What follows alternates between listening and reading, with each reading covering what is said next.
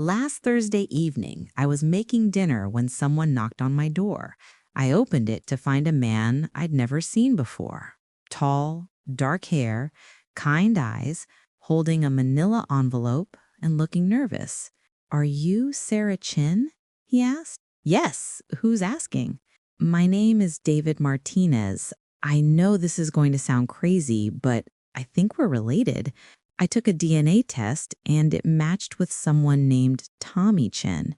According to the results, he's my half-brother." My blood ran cold. Tommy Chen was my little brother who had disappeared 25 years ago when he was just 8 years old. The brother we'd never stopped looking for. The brother the police had declared dead. But here's what I didn't know. David's DNA match was just the beginning of a mystery that would reveal the shocking truth about what really happened to Tommy and why someone had spent decades making sure we'd never find him. My name is Sarah Chen, and I'm about to tell you the most incredible story of my life. This isn't just about a DNA match or a missing person case. It's about discovering that sometimes the people we think are lost forever are actually being protected by someone who loves them more than we ever knew. By the end of this story, you'll understand that family isn't always about blood, that love sometimes means making impossible choices, and that the truth has a way of finding us exactly when we're ready to handle it. To understand why David's words hit me like a lightning bolt, you need to know about the day my little brother Tommy disappeared and the 25 years of searching that followed. It was a Saturday afternoon in September 1998.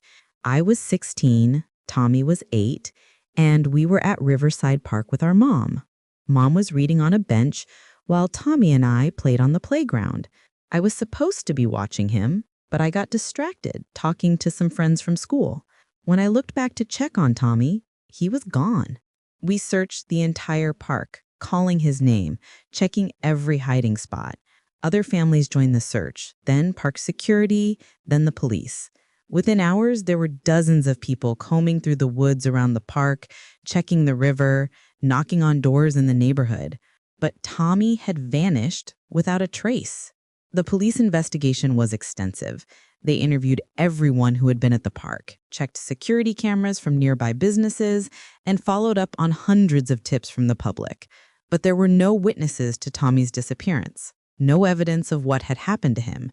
After 6 months with no leads, the police began to suspect that Tommy had drowned in the river and his body had been swept away. After 2 years, they officially classified the case as a presumed death. Tommy's disappearance destroyed our family. My parents blamed themselves, blamed each other, and eventually divorced when I was 18. Mom moved across the country to start over, unable to bear living in the same town where she'd lost her son. Dad stayed in our hometown, never giving up hope that Tommy would come home someday. He kept Tommy's room exactly the same, celebrated his birthday every year, and followed up on every possible lead, no matter how unlikely. I stayed too, partly to be close to Dad, but mostly because I couldn't shake the feeling that Tommy was still out there somewhere, waiting for us to find him. For 25 years, I never stopped looking for Tommy. I joined missing children organizations, learned about cold case investigations, and used every new technology that became available to search for him. When DNA databases became popular, I submitted my DNA to every service I could find, hoping that someday Tommy might take a test and we'd get a match. I created profiles on genealogy websites, posted on missing person forums, and reached out to anyone who might have information. But year after year, there was nothing. No matches, no leads, no sign that Tommy Chen had ever existed after that September afternoon in 1998.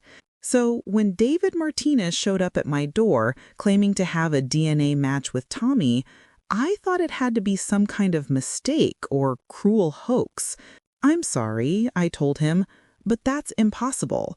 My brother has been missing for 25 years. He was 8 years old when he disappeared. David's expression changed from nervous to confused. Missing? But the DNA match shows he's alive. It shows he's my half-brother and that we share a father. Can I see the results? David handed me the manila envelope. Inside were printouts from a DNA testing website showing a close family match between David Martinez and Tommy Chen, with a confidence level of 99.9% for half-siblings sharing a paternal line. I stared at the papers, my hands shaking. This says the DNA sample was submitted last month. That's impossible. Tommy disappeared when he was 8 years old.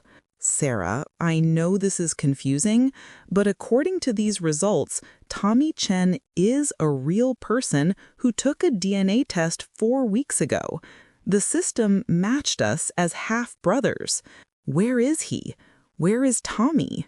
That's what I'm trying to figure out.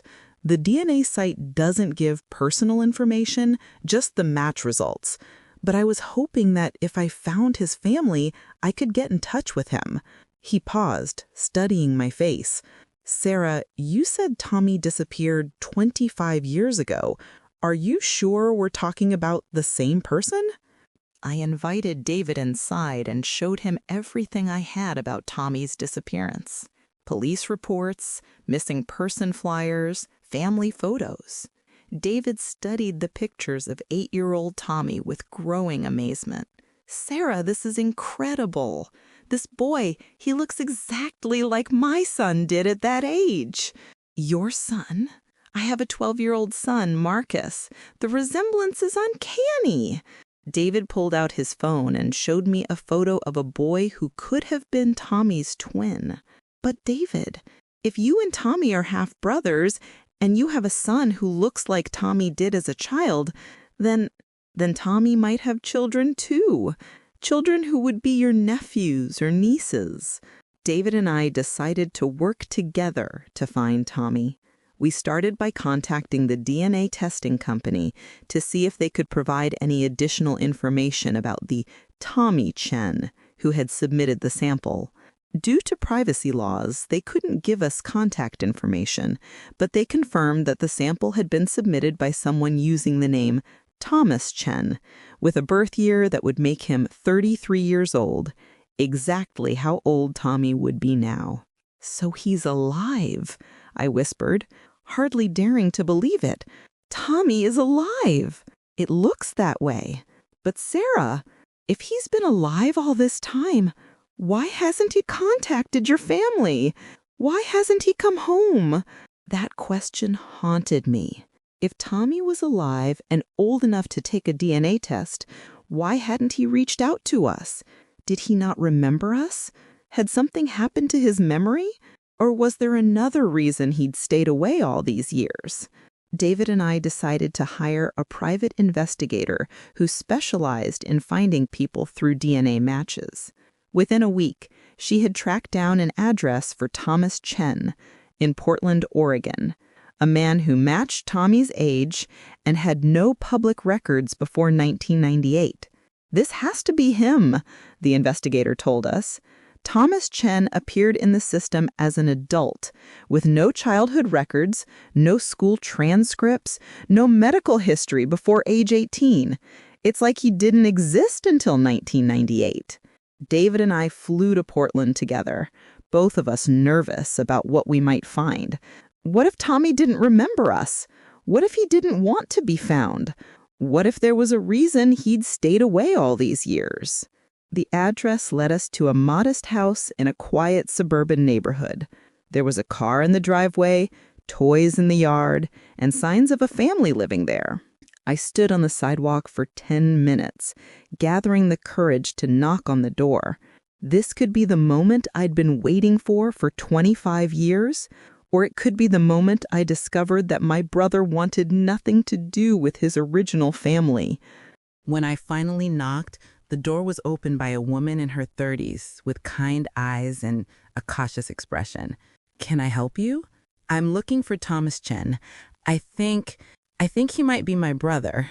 The woman's face went pale. "Oh my God, you're Sarah. You know who I am? Tommy talks about you all the time. He's been hoping you'd find him someday, but he was afraid to reach out himself. Is he here? Can I see him?" "He's at work, but he'll be home in an hour. I'm Lisa, his wife. Please come in. He's going to be so happy to see you." Lisa invited David and me into her living room where family photos covered every surface.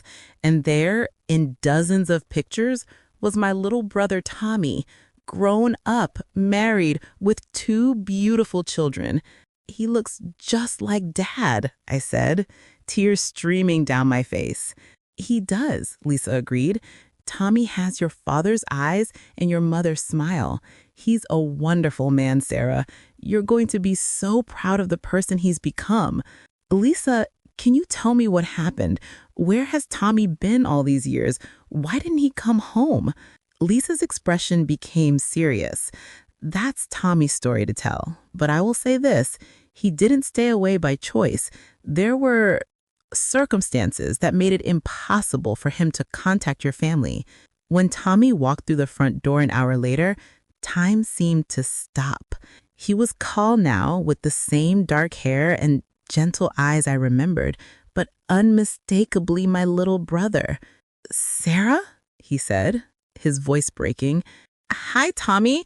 We ran to each other and hugged like we were trying to make up for 25 years of lost time.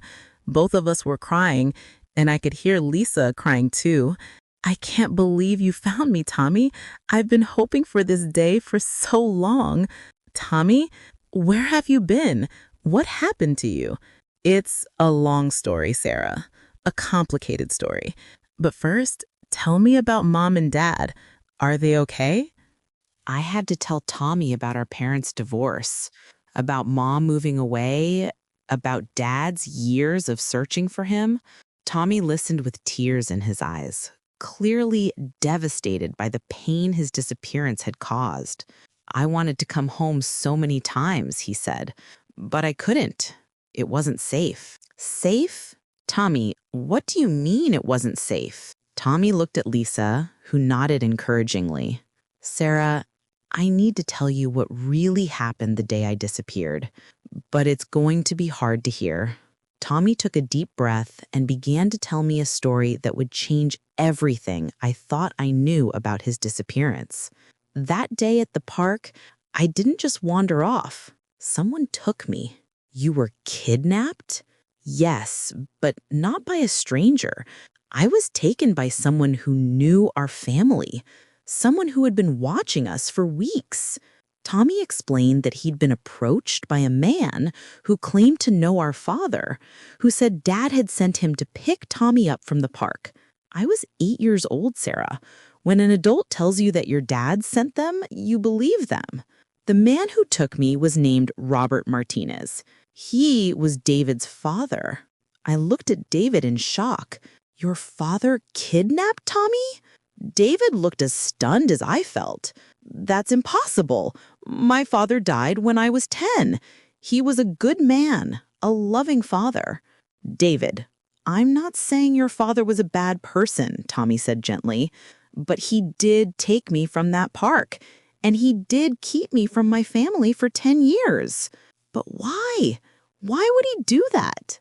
Tommy looked at Lisa, then back at us.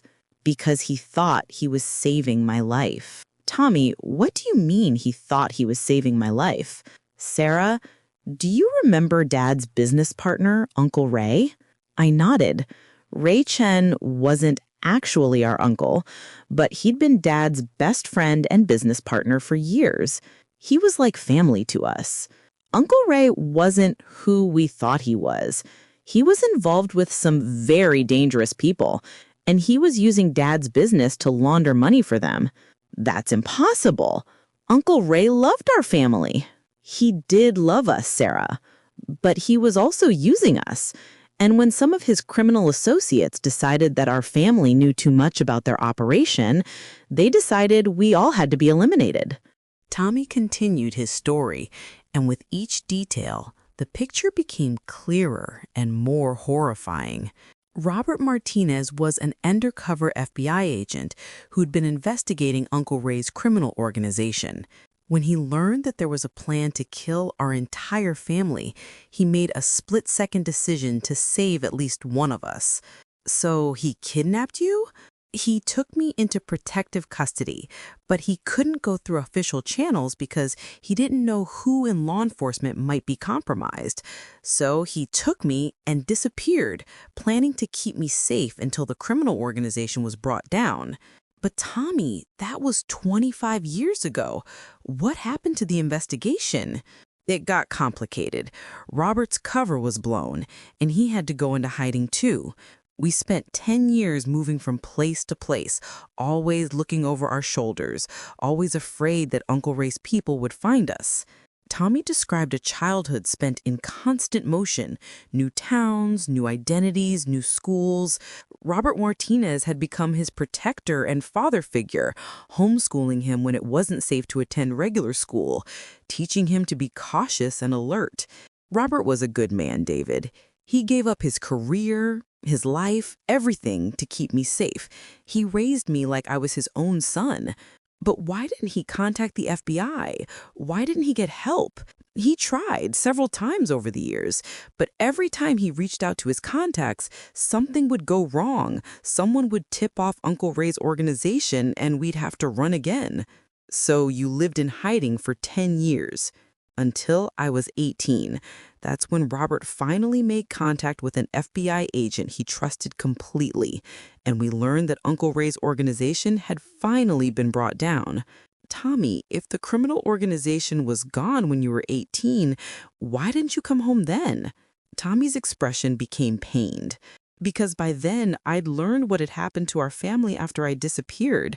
I knew about Mom and Dad's divorce, about the years of searching, about the pain my disappearance had caused. But Tommy, we would have been overjoyed to have you back. I know that now. But at 18, I was convinced that my return would just cause more pain. I thought maybe it was better to let you believe I was dead than to come back and disrupt the lives you'd built. That wasn't your choice to make, I said, though I understood his reasoning. I know.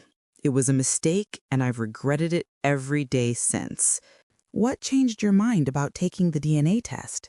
Tommy's eyes filled with tears. Robert died 6 months ago, cancer, and on his deathbed, he made me promise to find my original family. He said he'd kept me from you long enough, and that it was time for me to go home. But he also told me something else. He told me that he'd had a son he'd never known about, a son named David Martinez, who would be about 35 years old now. David was staring at Tommy in amazement. He knew about me? He'd been looking for you for years, David. He wanted to make contact, but he was afraid that his criminal past would put you in danger. Taking the DNA test was supposed to help me find both my original family and Robert's son. So when you took the DNA test, you were looking for both of us? Yes. I never expected that David would be the one to find me first, or that he would lead me back to you, Sarah. I looked at David, understanding now why he'd seemed so familiar when he'd shown up at my door.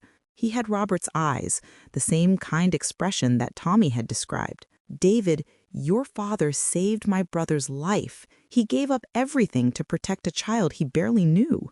And Tommy, said David, you're the brother I never knew I had, but also the reason I got to learn about my father's heroism.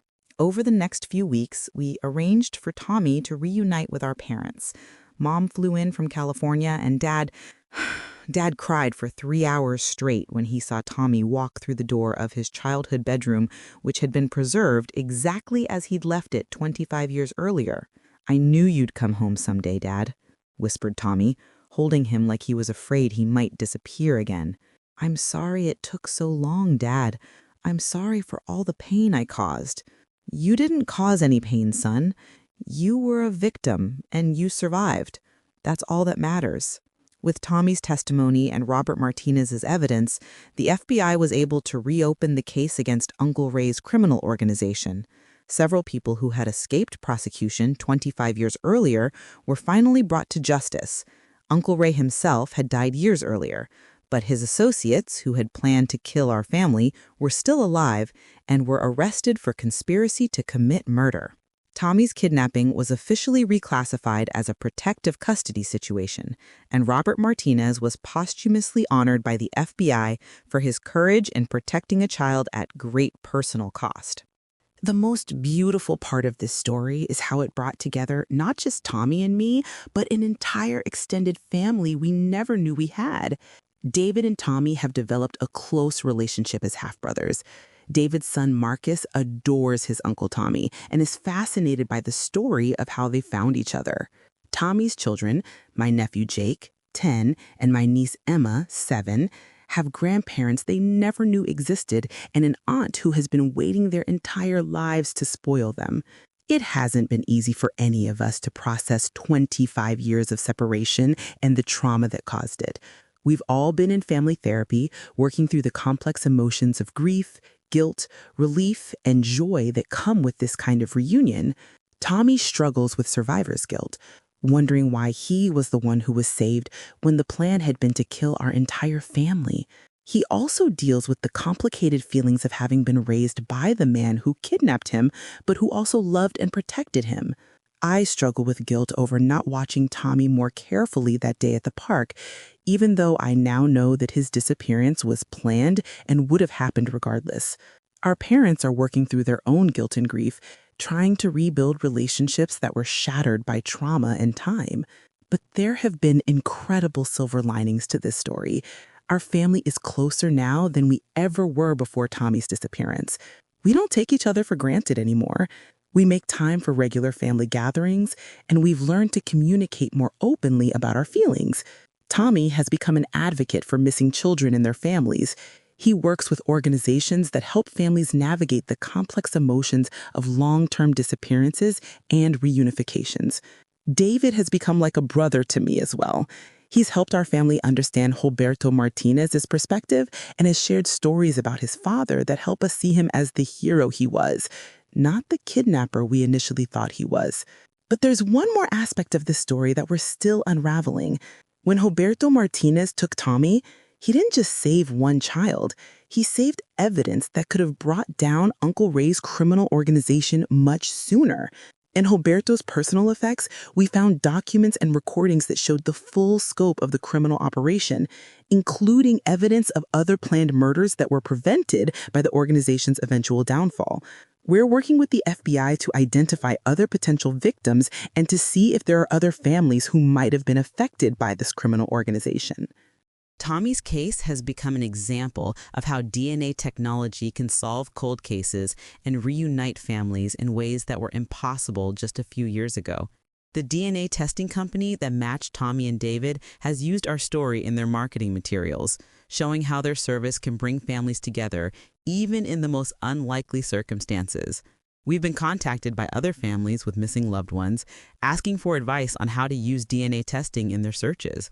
The most amazing part of this story is how one DNA test created ripple effects that are still spreading. Tommy's children now have a huge extended family they never knew existed. David's son has an uncle and cousins he adores. Our parents have grandchildren they thought they'd never have. But beyond our family, Tommy's story has given hope to other families with missing loved ones. We've heard from dozens of people who have been inspired to submit their DNA to testing services, hoping for their own miracle reunion. This experience has taught me that family is more complex than we often realize. Robert Martinez wasn't Tommy's biological father, but he was the man who raised him, protected him, and loved him for 10 crucial years. David and Tommy share DNA, but grew up in completely different worlds. Yet their connection as half-brothers has been immediate and strong. Our family was torn apart by trauma, but brought back together by technology and the determination to never stop looking for each other. Today, 2 years after David knocked on my door with that DNA test result, our family is still growing and healing. We have regular dinners where 3 generations gather around the table, sharing stories and making new memories. Tommy is teaching his children about their extended family history. David is learning about the father he barely knew, but who turned out to be a hero. Our parents are enjoying their grandchildren and rebuilding their relationship with each other. The stranger who knocked on my door and said we're related didn't just bring me news about a DNA match. He brought me my brother back from the dead, introduced me to a new brother I never knew I had, and gave our entire family a second chance at being whole. But most importantly, he taught me that love takes many forms. Sometimes love looks like a parent who never stops searching for a missing child. Sometimes it looks like an FBI agent who gives up everything to protect a stranger's son.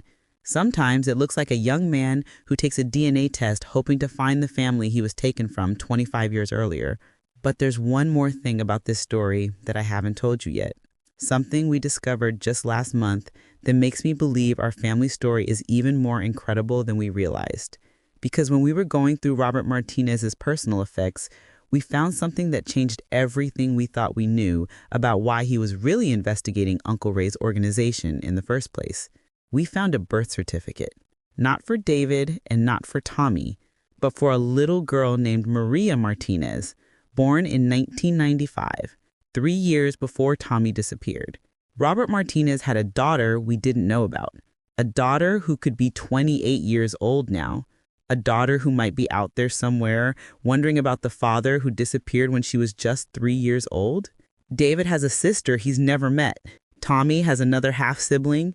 And somewhere out there, a woman named Maria Martinez might be looking at DNA test results wondering why she matches with people named Chen and Martinez.